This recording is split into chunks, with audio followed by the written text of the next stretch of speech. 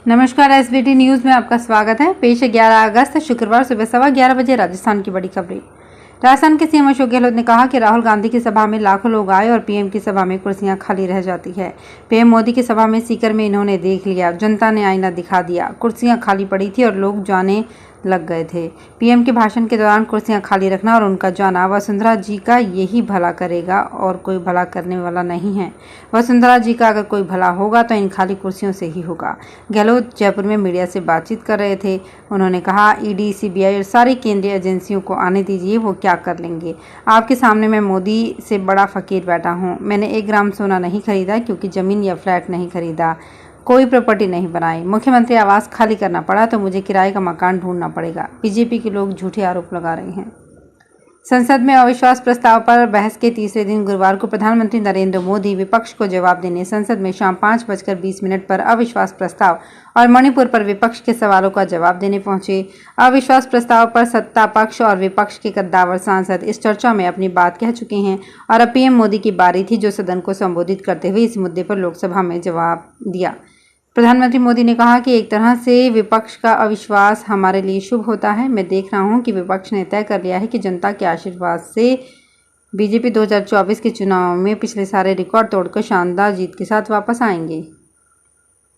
देश भर के अधिकांश हिस्सों में मानसून पर अब अल नीनो का असर दिखने लगा है। इस कारण पश्चिमी राजस्थान, गुजरात के साथ साथ मध्य भारत, मध्य प्रदेश, छत्तीसगढ़, झारखंड, महाराष्ट्र समेत उत्तर भारत के पंजाब, हरियाणा, दिल्ली में बारिश की गतिविधियों में कमी आई है। पिछले 24 घंटे में बीकानेर और डूंगरपुर जिले में 5-5 मिमी बारिश हुई, जबकि जयपुर, टोंक, अजमेर, नागौर, सीकर, जोधपुर, जैसलमेर, गंगानगर, हनुमानगढ़ एरिया में दोपहर बाद बादल छाए लेकिन बारिश नहीं हुई। बारिश का ना होना किसानों की चिंता को बढ़ाने वाला हो गया, क्योंकि अगर लंबे समय तक बारिश नहीं हुई तो खरीफ की फसल खराब या जलने की संभावना है। केंद्रीय पर्यटन मंत्रालय पर नियंत्रक एवं महालेखा परीक्षक की ऑडिट रिपोर्ट 9 अगस्त को संसद में पेश की गई। इसमें स्वदेश दर्शन योजना के क्रियान्वयन पर सवाल उठाते हुए अनियमितताएं उजागर की गई है। ऑडिट रिपोर्ट के मुताबिक 76 प्रोजेक्ट में से कोई भी समय सीमा के भीतर पूरा नहीं हुआ। चुने गए 14 प्रोजेक्ट में ये देखने में आया कि 8 प्रोजेक्ट में 22 महीने से लेकर 47 महीने तक की देरी हुई। 6 प्रोजेक्ट अभी भी बाकी हैं। चुने गए 14 प्रोजेक्ट में राज्यों से काम देने में 11 महीने से लेकर 58 महीने तक की देरी हुई। स्वदेश दर्शन योजना के तहत देश में पर्यटन के बुनियादी ढांचे के विकास के लिए मंत्रालय ने 15 पर्यटन सर्किट की पहचान की थी। राजस्थान में गहलोत सरकार के बर्खास्त मंत्री व उदयपुर वाटी से विधायक राजेंद्र गुड़ा के करीबी उदयपुर वाटी नगर पालिका के निलंबित चेयरमैन रामनिवास सैनी को आज हाई कोर्ट से राहत मिल गई है।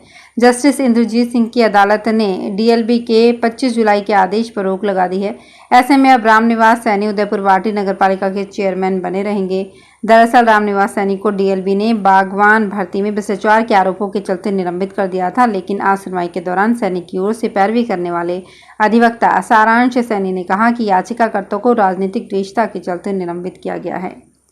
सिरोही में राज्य के गृह एवं न्याय राज्य मंत्री राजेंद्र सिंह यादव ने गुरुवार को शिवगंज में नवसृजित पुलिस वृत्ताधिकारी कार्यालय का उद्घाटन किया। समारोह को संबोधित करते हुए कहा कि अपराध की रोकथाम सहित जांच और अपराधियों को सजा दिलवाने में राजस्थान पुलिस की कार्यशैली अन्य राज्यों से बेहतर है।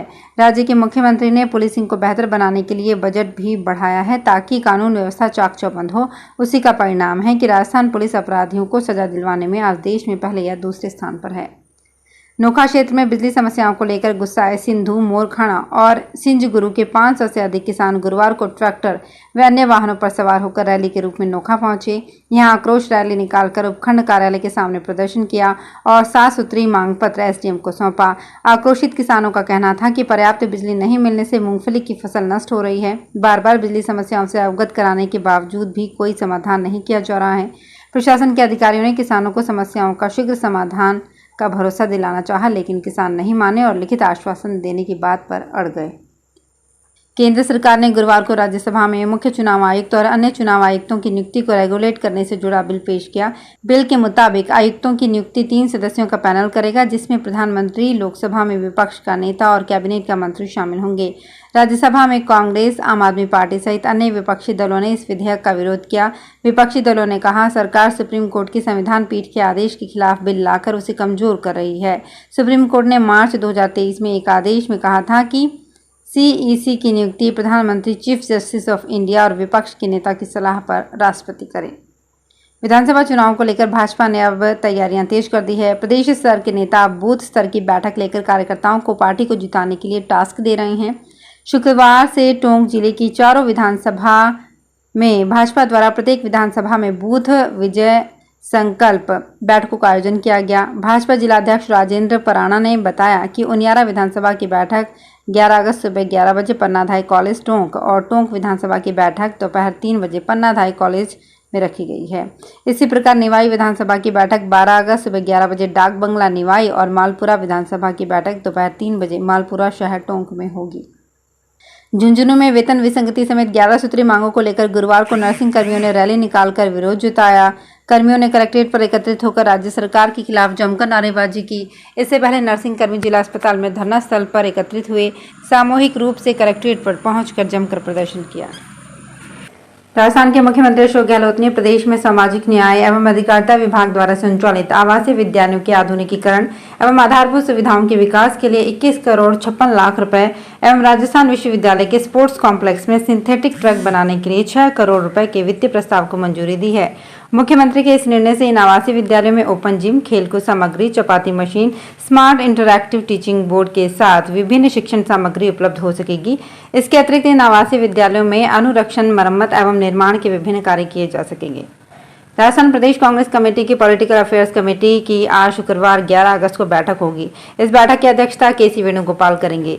इस बैठक में पीएसी के सभी 35 सदस्य हिस्सा लेंगे, जिसमें राजस्थान सीएम अशोक गहलोत, सुखजिंदर सिंह रंधावा, सचिन पायलट भी शामिल होंगे। पॉलिटिकल अफेयर्स कमेटी का गठन बुधवार को किया गया। इस कमेटी की घोषणा अखिल भारतीय कांग्रेस कमेटी अध्यक्ष मल्लिकार्जुन खड़गे ने की थी। पॉलिटिकल अफेयर्स कमेटी की बागडोर सुखजिंदर सिंह रंधावा को दिया गया है। इस लिस्ट में 35 कांग्रेस के दिग्गज नेताओं को शामिल किया गया है। राजस्थान के चूरू जिला कलेक्ट्रेट के सामने क्रॉप कटिंग के आधार पर बीमा क्लेम सहित विभिन्न मांगों को लेकर बुधवार को किसानों ने एकजुटता महारैली का आयोजन किया। महारैली में जिले भर से बड़ी संख्या में किसान एकत्रित हुए। किसानों का कलेक्ट्रेट के घेराव की रूपरेखा बनाई गई, जिसको देखते हुए पुलिस का भारी जाब्ता तैनात किया गया। जिले के आला अधिकारियों सहित आरएसी का जाब्ता भी लगाया गया है। सामाजिक न्याय एवं अधिकारिता विभाग द्वारा जयपुर ग्रामीण में संचालित राजकीय अम्बेडकर छात्रावासों में कक्षा 9 से 12 के छात्रों के कठिन विषयों के लिए विद्या संबल योजना के तहत गेस्ट फैकल्टी को नियोजित किया जाएगा। विभाग के उपनिदेशक अरविंद कुमार सैनी ने बताया कि तुंगा, बस्सी, बांसखोह, चाकसू, जमवारामगढ़, नायला, कोट खावदा, फागी, दूदू, गागरडू, फुलेरा, सांभर लेक, गोविंदगढ़, उदयपुरिया, पावटा, मैडकोट, पुतली, बनेठी एवं राजकीय सावित्रीबाई फुले कन्या छात्रावास शाहपुरा में आवासित छात्रों के बेहतर शिक्षण के लिए विभाग ने पहल की है। टाटा ग्रुप की स्वामित्व वाली एयरलाइन एयर इंडिया 3000 करोड़ रुपए के लोन के लिए देश के कई कमर्शियल बैंकों से बात कर रही है। इस लोन से एयर इंडिया उन लोगों के पैसे चुकाएगा जिन्होंने उसे लीज पर अपनी बिल्डिंग और जमीन दी है। मीडिया रिपोर्ट्स के मुताबिक स्टेट बैंक ऑफ इंडिया के अलावा कई दूसरे बैंक भी एयर इंडिया को लोन देने के लिए तैयार हो गए हैं। ये लोन एयर इंडिया में टाटा ग्रुप के इन्वेस्टमेंट से अलग होगा। टाटा ग्रुप ने 27 जनवरी 2022 को घाटे में चल रही एयर इंडिया को खरीदा था। तो फिलहाल इस बुलेटिन में इतना ही, फिर हाजिर होंगे कुछ और बड़ी खबरों के साथ। अगर आप भी अपने आसपास की छोटी बड़ी और महत्वपूर्ण खबरों से अपडेट रहना चाहते हैं तो सब्सक्राइब कीजिए हमारे चैनल एसपीटी न्यूज को और प्रेस कीजिए बेल आइकन पर।